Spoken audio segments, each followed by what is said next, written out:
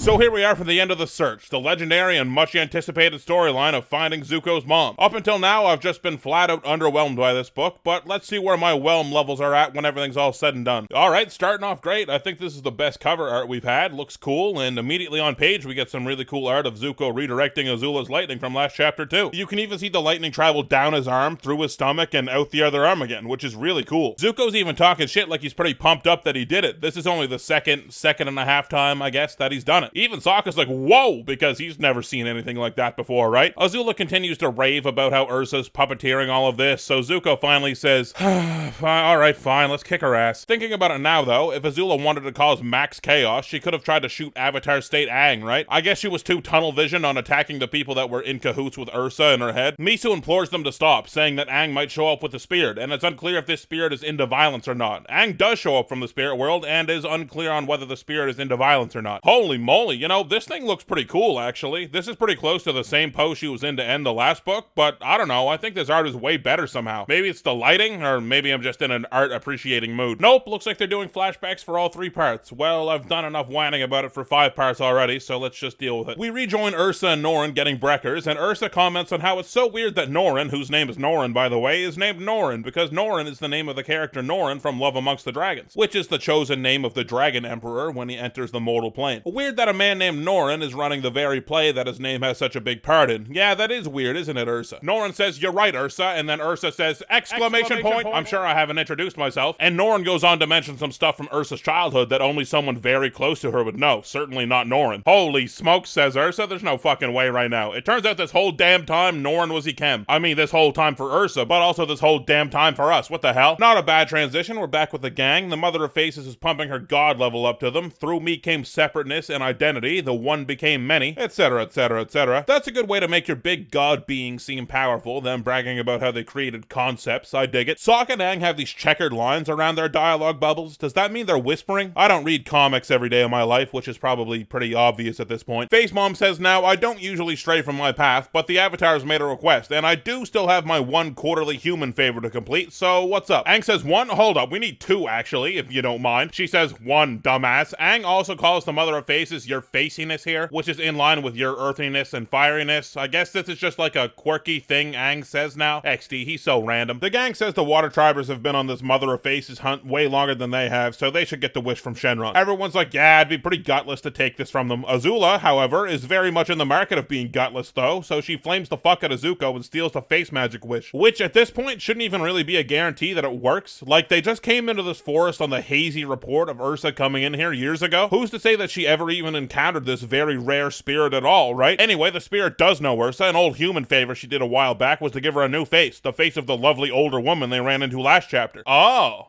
Neat. Zuko is immediately like, I gotta go, bro, and he turns to find that Azula is already gone, likely to murder their disguised mother. Sokka says he'll tag along because, fuck yeah, why not? Aang and Katara are about to follow too, but Misu over here is pleading her case to the Mother of Faces, and it's not going well. She pieces out, and Aang's like, get back here, you son of a bitch! Jump back to when there were less colors in the world. Ursa and Norin/Ikem go to the old storage shed for the play to waltz down memory lane. Ikem starts to go into what happened to him after Ursa left. He says that he might as well have died. People in the town lied to him, said that it would be alright. Other times they just looked at him like he was disfigured without Ursa. A lot like Rafa is in current day. A theme this book has been exploring a lot has been identity. Even though Ikem wasn't physically disfigured like Rafa, his identity, how he faces the world, was horribly changed when Ursa was taken from him. Despite the masks they put on every day and are surrounded by right now, there was no hiding how destroyed he was. It may as well have been a physical injury like Rafa's. Your face and who you are obviously intrinsically linked, but it seems like Ikem has found a way to change one, and over time, because of how hurt he was, probably change both. This also plays strangely into this line from the start of last chapter where Phantom Ursa tells Azula she's wearing a mask, right? However, that line comes from Azula's psyche and not from actual Ursa, so the connection to Ursa and Ikem's story is tenuous at best. And like I said last chapter, I don't think that applied to Azula much at all. Ikem goes on to explain that he came back to Hira a new person after encountering the Mother of Faces. It was the only way he could cope with the situation, to start over new, completely. Ursa asks why he never married or had children, and Ikem's like, come on, man. Ursa ponders ponders the fact that Ozai lied about having Ikem killed. His new face kept him safe. And Ikem gets the bright idea to change Ursa's face too. She'd never have to fear the royal family again. She could start over new, just like him. But Ursa obviously has reservations. She's a mother. Even if she physically left her children behind in the capital, she can't just move on and forget them. Ursa says with a new face though, maybe she could go back to the capital and see her kids again. A small victory, right? Ikem says that she'd just be torturing herself, watching them grow up from afar. And she says that this already is torture. I miss my kids, man. I need to know if they're alright. But regardless, step one of the plan is clear. They'll go find the face spirit and get Ursa a new look. She seems pretty casual about it though. She's just like, let's go meet this spirit of yours. Ikem's probably like, well, I mean, it's not that easy. I was out there for years before I stumbled upon her. Not like just popping down to the corner store for a new face, you know. Back with Aang now, we've decided, looking for the mother of faces, he makes an air sphere around himself while underwater. What are the logistics behind that? Like, I can get behind him displacing the water around him, sure, but how much, like, oxygen would he have to pull out of the water to sustain himself? Like, a lot, right? I guess he did something similar when he froze himself for 100 years, but that seems different. This seems like a pretty crazy feat to me. If he came into the water already in the sphere, we wouldn't be having this conversation. But for him to just make a ball of breathable, actionable air while underwater, that seems pretty wild, right? Am I off on this? Aang swims into the depths of the pool, pumping the mother of faces tires, like, oh, you're so great, you're so strong, a favor like this would be easy for a guy like you, that kind of thing. Then Aang is attacked by crabs, just big crabs. I don't think they're a classic Avatar crossbreed, just seems like they're a slightly less classic case of Avatar gigantism. Aang freezes them up real good and then rebends his air sphere, which I'm still pretty blown away by, even more now that he's deeper down. That's a lot of head pressure to push off of yourself with just air bending is all I'm saying. Aang has stopped pumping the spirit up now and is just calling her cruel, and if I was the spirit, I'd be like, motherfucker, I gave you one for free. I didn't have to do that shit. Aang finds a weird underwater face and gets blasted by a meme from 2007. Wah! Katara catches him here in this panel, I realize, but it took me a second. I thought Aang just landed on the ground in a puddle of water, but no, Katara caught him like a foot off the ground, I think. I don't know, my brain is having a hell of a time figuring out the perspective on this shot. The mother of faces comes back out of the pool filled with piss and vinegar. She pops off by saying, I made your faces, I put my love and soul into them. Each one has a little bit of me, and then you scumbag humans show up and tell me my work isn't good enough? I take pity on you lot once a season, and that's all I can mentally deal with, you ungrateful reprobates. And then you, the Avatar, the best of the humans, they say, jump into my spirit pool and start chatting shit to me? To me? And Aang's like, this is my honest to God reaction to what you're saying right now. The mother of faces goes on though, you guys all suck, get the fuck out of my faces. The mother once again retreats into her pond and commands to get out, and all the animals from around the forest repeat her demand, meaning that they can speak. The flutterbat from earlier definitely made it seem like they couldn't, while in the physical world at least. Maybe this is just some echoey spirit magic to make them feel that much more unwelcome. Back to Ursa and Ikem, they trek through the Forgetful Valley, past the old face rock, and oh, I can't believe you would do this to me, comic. I thought I had escaped this torture. We get some vignettes of Ursa and Ikem's life in the forest. See, told you, Ursa, it's not just walk into the forest and bam, there's the spirit. But these obviously mirror the same shots we got when Ikem exiled himself into these woods years ago on his own. After a while, though, the wolf spirit shows up to the pond they happen to be at. So hold on, during all this time of living in the woods, these two never happened upon Misu and Rafa. The first time Ikem was in the woods, he also never met them. If they were always hanging around the spirit pools, then you'd think they would have absolutely met Misu and Rafa, who have been here for decades, since they were young. But Misu never mentions meeting them, and I don't think we're gonna see them in this flashback. These last few months? You've only been out here a few months? Man, Misu sucks at this whole spirit finding thing. Once the prospect of changing Ursa's face is finally in front of them, though, they start to get cold feet. What if, Ikem thinks, she goes back to get her kids and brings them back to Hira? Ursa's like, Ozai would never let that happen. I'd just be endangering everyone in town, because Ozai would absolutely wipe it off the map. Ikem says, alright then, now or never. Ursa asks the spirit for a new face, and the mother is like, you're hot as fuck, why do you want a new face? Ursa says, I need a new life. The one that's been forced on me? Frankly, not a fan. Mama Faces says that she could do more than give her a new face. She could give her a new mind, one that doesn't remember all the pain she's carrying. Both parts of a new identity, a new face and a new way to face the world. She asks if she'll forget Ikem. He's not a part of the life of pain she had, so she'll remember him just fine. But what about her kids? They're from the capital. They're from Ozai. If she does this, she'll forget them entirely. The mother rushes her along, and Ursa finally decides that yes, she wants a new face and to forget her old life, her children included. I really like this. This is a horrible, terrible decision that Ursa has come to. Throughout the show, and most of this comic, we've thought of Ursa as this lifeline for Zuko. The only thing we could possibly think of her was that she was a loving, great mom, because we saw her through the eyes of Zuko. She was everything to him, so naturally, the viewer comes to the conclusion that she was a great person, infallible almost, right? But here, when faced with the way out of her suffering with horrible moral ramifications, she takes it. She was forced to leave her children behind. There was nothing she could could do about that, but it was her choice to forget them. It also plays off the last thing she says to Zuko, never forget who you are. She literally walks into the woods and purposely forgot who she was. This is obviously a terrible, unthinkable thing to do, but this idealized woman we've been searching for this whole time did this awful thing. And I think that's a really cool beat. It makes her a real and honestly pretty unlikable character. Like, yeah, she's been through a lot, but I think that most people can agree that choosing to forget your kids is just like a straight up wrong thing to do. So having this character that we didn't know a lot about, but naturally assumed a lot about, having this real sour, unsympathizable moment really hits well for me. With Ursa's new face, she remembers Ikem as Norin. Okay, weird. The spirit said she'd remember him just fine, and Ikem was from her positive old life. She only met Norin after her terrible new life. You'd think that she'd remember him as Ikem way sooner than she'd remember him as Norin. And also, if she forgot her old life, is she just like, Norin, why are we out here again? And he's just like, So for better or for worse, in sickness and in health, with memory or without, Ursa starts her new life. The yoke of her old life permanently removed by her selfish choice. So Sokka and Zuko get back to Norin's place before Azula thanks to a shortcut that Misu gave them. Zuko asks Sokka to stay outside and keep an eye out while he goes inside and says something to his mother. I don't know how he's gonna pull this one off. She doesn't even remember you, man. Also, Sokka versus Azula, I mean, I like Sokka and all, but Norin answers the door, unsurprised that Zuko was back. Kiki runs in and hugs him, excited to see him again. And upon some surface level thought, you'll realize that if Zuko isn't Ozai's son, Kiki is Zuko's full sister. And this is the exact relationship he's always wanted with a little sister. So they sit down for dinner, and Zuko just sits there staring at his face-swapped mom like, oh god, how am I gonna pull this off? Zuko asks if they do this every night, just eat dinner like a family, to which they say, of course they do. Which is probably pretty earth-shattering for Zuko. This is everything he's always wanted, sitting here in front of him, and it's always been here happening, without him. Zuko asks if his mom is happy, and she says that she is, and Zuko can glean some well-deserved happiness out of that. He silently decides to not interrupt his family's lovely life, even if it could be his life as well. He gets up to leave, but Norin tells him to come out with it. He knows why he's here. Zuko tells Noriko/Ursa that he is her son. We rejoin the gang now, and whoa, everything went to shit pretty quick. Face Mother over there apparently has the ability to either control or possess the wildlife around here. This panel makes Misu seem like a frail old lady, but it was just last chapter where she put a gang of the world's most dangerous kids on the back foot for a few minutes by herself, so I don't know why she needs saving. Katara saves her anyway though, but Misu insists that they're not leaving, not until they get the face-granting wish they came for. In the chaos of it all, Aang air blasts an animal, and with that gust of wind, off comes Rafa's mask, revealing that his face isn't just cut to ribbons, he doesn't have a face at all. Aang realizes that he's seen something like this before when he was in the spirit world and he saw that curly-tailed blue nose. So wait, did Rafa actually get his face cut up, or did he get attacked by Ko? If the physical world and the spirit world are connected by locations, then he would have been in the right spot, I guess, to be attacked by Ko, since his lair is near where Aang came into the spirit world when he entered through the North Pole. Did he try and steal from Ko, maybe, instead of a person? Where does the truthfulness in Misu's story begin and end? Anyway, Aang name drops Ko, and the Mother of Faces is like, hold up. Aang flames the hell out of Ko, describing him to the Mother of Faces, and then she says he's her son. Oh, that makes sense, the whole face thing, you know? So Aang's like, oh, I mean, he's not that ugly, actually. Mother of Faces explains that she and her son have been estranged for eons, but the rumors go that he misses her so much that he spends all of his time stealing faces. Aang mentions here the time that Ko stole Kuruk's wife's face, and says that Kuruk spared him, to which I'm not sure if that's correct. As far as I know, the weird little DVD extra, Escape from the Spirit World, which takes place between books 2 and 3, is considered canon, and in that, Kuruk is still actively looking to slay Ko in modern day. So I don't know if this is at all accurate, Aang. Maybe he's just saying it to score points with Mama Faces. So basically, the spirit checks out Rafa, says, yep, feels like Ko's work, and through the goodness of her heart, undoes the evil that her son caused. Seems like this is a favor category that she wouldn't have to fill very often. No vainness here. This guy just wants a face, like, at all, not to change one that he already has. Aang says, thanks, I needed your help to restore a relationship between this brother and sister, and whether you know it or not, you've helped hopefully restore a relationship between this mother and son, which probably hits home nicely for the Mother of Faces, considering what she's told us. Norin and Zuko, Ikem, whatever, one of those guys and Zuko take to explaining the mind-bending situation that Ursa finds herself in. Norin tells Zuko that he's Ikem as well, and Zuko's like, whoa, Ikem, fuck it, I'm calling him Ikem, it's back to Ikem from now on. Zuko freaks out saying, holy shit, if you're Ikem, that means you're my father, this is my family, and Ikem's like, wait, what? Suddenly there's a commotion on the roof that lasts 4 entire panels. It turns out that it's the legendary off-screen fight of Azula versus Sokka. It's pretty criminal how we didn't get to see a fight between Sokka and Azula that ended up on a rooftop and then them crashing through a ceiling. I would have loved to see them explain that. Azula boots Zuko in the chest and stands above her mother, finally able to confront her. Sokka interrupts though, like a badass honestly. Azula starts to chirp him, asking where his toy is, and Sokka says, "Haha!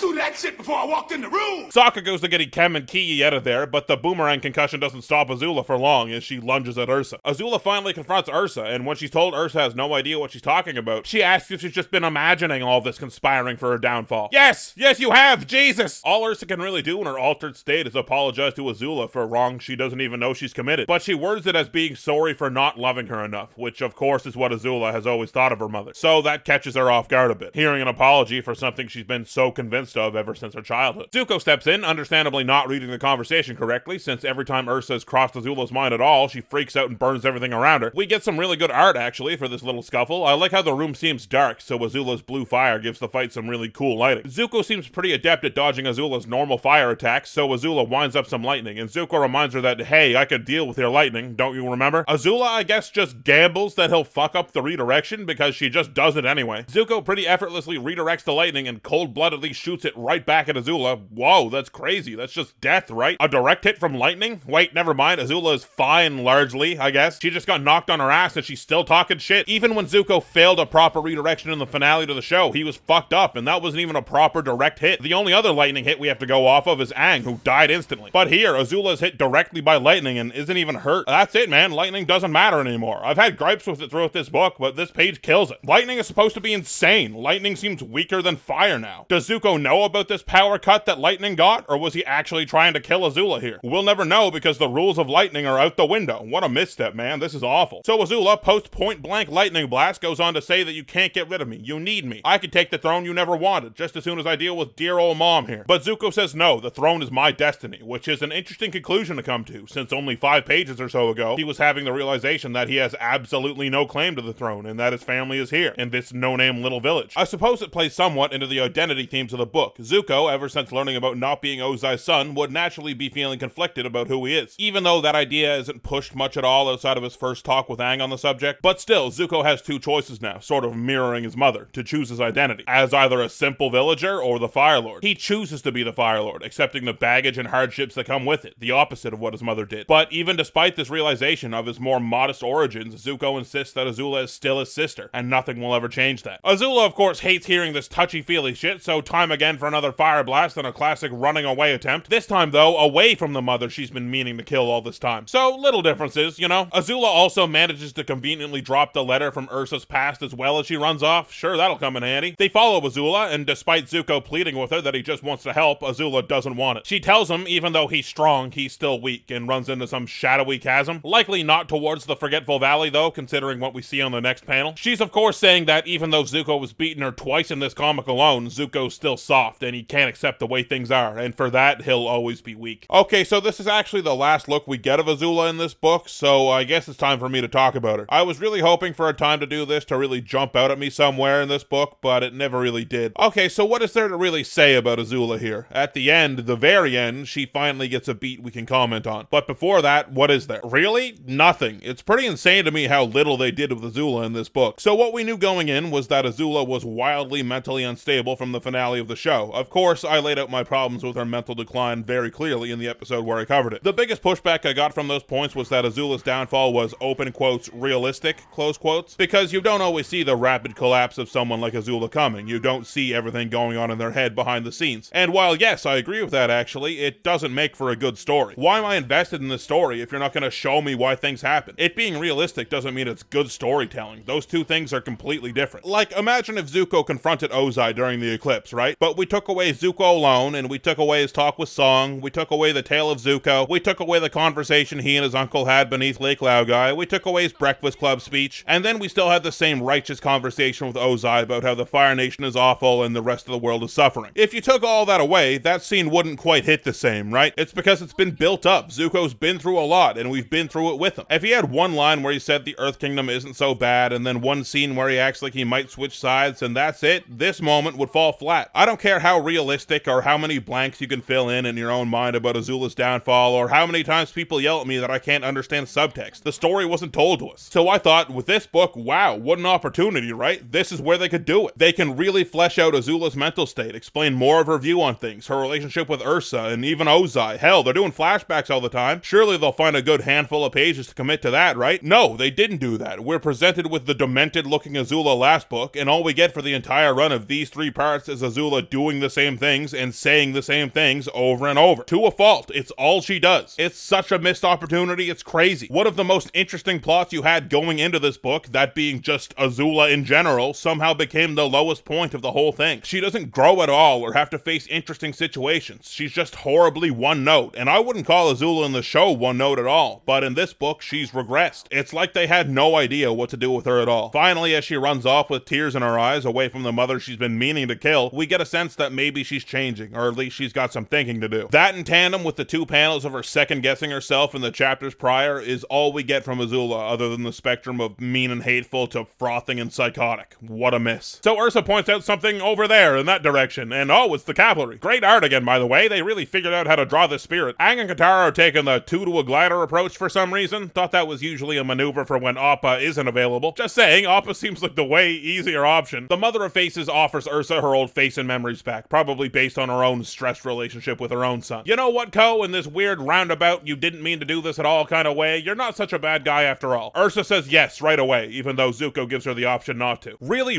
weird transition here to the morning. Katara's feeling wary, saying that they'll have to keep their head on a swivel for Azula from now on, but Aang's got a feeling that she's changed. Katara's down with the idea, but Sokka, like me, is correct to be pessimistic on the thought. Rafa and Misu, I guess, start canoeing back to the Northern Water Tribe? I don't know, we don't really wrap up with them at all. We're running out of pages here, and we've still got to talk to Ursa proper. Zuko says that Ursa should talk to Akem and Ki. Yeah, fucking weird situation for them, right? The little girl especially. She just sorta lost her mom? Not exactly, but kinda. Probably some therapy needed in the future, is all I'm saying. Ursa says no, we should talk. She apologizes to Zuko the same as she did to Azula for not loving him enough, and for purposefully forgetting him. Yeah, that is a needed apology. Zuko says, nah, it's all water under the bridge now. I found you, that's what counts, but I do need to know about this letter that you meant to send Akem. Ursa tells him that what she wrote in it isn't true. She wrote that note because she had a hunch that Ozai was intercepting her letters, and she knew that writing that would get him to confront her about it. But Ozai always knew that Zuko was his. There was never any real doubt about that. Ursa says, well, maybe it was just her wishful thinking. Ozai doesn't like that comment one bit. He says, fine, from now on, I'll treat Zuko like he's not my son. I'll treat him like he's some low-born scum. And every time I treat him poorly, I'll be doing it because it's your wish. Ursa is at least partially to blame for Zuko's horrible treatment from Ozai. That's a rough one. And then you decided to forget him too? After that? Man, Ursa, that's cold. They both share a moment talking about how Ozai sucks, but get past it quickly. They're finally reunited after all this time and all these hardships, and they've got a lot of catching up to do. The final lines of the comic are actually the first lines of the comic as well, showing that Ursa told everything to Zuko about her past life and how things came to rest as they are now. So that is The Search. I'd be lying if I said I was impressed. Overall, though, there were some good things that poked their heads out throughout the book. I remember the spiritual stuff going way more haywire for some reason, but no, it stayed pretty grounded. I really like the Mother of Faces, actually. I think that's a cool character. Her design and the way she handles things, she's weird and vague and does her own thing, which is what I like a lot about the spiritual stuff in Avatar. Like I said, I liked a lot with what they did with Ursa. I think that's easily the biggest risk they took. Making her make this pretty reprehensible decision when we've only been shown her in this heavenly, motherly light really makes her more interesting. Past that, I can't really think of many positives. When it's all laid out in front of me, the flashback stuff isn't so bad. It's just when you're met with the prospect of finding Zuko's mom, the one giant mystery left from the show, it can kind of feel like, okay, cool, I've watched Zuko alone already. Can we get to finding Ursa, please? Most of the gang, besides Zuko, really take a backseat. Aang gets some moments here and there, but Sokka and Katara are really just tagging along for the ride. They push the brother-sister theme nicely, but really that's all they're here to accomplish. They don't have any moments of their own or accomplish anything past that, really. Other than that, yeah, mostly negative on this one. A lot of missed opportunities. The pacing was really weird, slow for the first 2 parts, and the third part had to close everything up really quickly. We don't talk to Rafa and Misu at all, or we don't see what Norin and Ki have to say on all the stuff that just happened, and we don't even get a solid conversation between Zuko and Ursa. Just a quick exchange of 3 or 4 word bubbles each. Zuko and Aang had a longer conversation last book. They really ran out of time with this story because of how slowly they played the first 2 parts, and the ending really shows it. A more personal story than last book would probably lead you to believe that our characters would have more interesting dilemmas to conquer, but they don't at all. Last book was way more interesting. And of course, I really dislike what they did to lightning and lightning accessories. For the legendary story of finding Zuko's mom, I think this book was a big letdown. I've always said for Overanalyzing, I'll say everything I want to say, and that has never meant blindly praising Avatar. So this one missed for me, but I am open-minded going into the remaining books. Patreon shoutouts, if you want to see 2 brand new videos from me, you can support me on Patreon for just a few bucks. Link, as always, is in the description below the video. Biggest shoutouts of all go to my top patrons, Agent Rhino, who was supposed to christen a boat with a bottle of champagne, but he swung it too hard and it sank the boat. Danger Stranger, who can run straight through chain link fences or anything else with a similar hole ratio, like if there was a giant cheese grater or something. Fat Houdini, who stopped a terrorist attack on the Golden Gate Bridge with just his wits and his childhood wrist rocket. Omega Fighter, who does most of his getting around on a jet ski he modded out to be a lawnmower. 0 to 60 in 6 seconds, not bad. Sean Martin, who received 2 Michelin stars for his lemonade stand when he was a kid. Stephanie Riches, who was a top competitor in skydiving carpentry. She made a lovely coffee table at last year's finals. Thomas Lautenbach, who met and befriended a swamp poltergeist, and not many people know this, but that is a great reference for a resume. Thiago Nascimento, who was previously the magnetic center of the world, but he got tired of it and let the Poles have a chance. Varunda, who can tame jungle cats by playing them a sweet saxophone solo. And Whitrow, who's quantumly entangled with a barracuda in the Pacific Ocean, so all those 500-pound deadlifts they've been doing, that fish is getting those gains for free. And of course, my god overanalyzers, Two Boots Are Beat, Anders Finman, Andrew Wattrett, Austin Gallup, Be My Valentine, Daniel Anderson, Dizzy Payne, Dominic Saint, Distant, Aaron Grace, It's Carton, Jackson, John Ajaga, Justin Fletchall, Lauren Eduardo Montoya and Zunza, Mr. Freese, Nicholas Abbott, Peter Bayron, Phil, Philip Conti, Pogger White, Reese, Rocket Mist, Ryan Maxwell, Samuel Vanderplatz, Super Snipper, Turt Bobs, and some sort of bear face, IDK. Next up, maybe more comics, maybe some high effort shit, we'll see.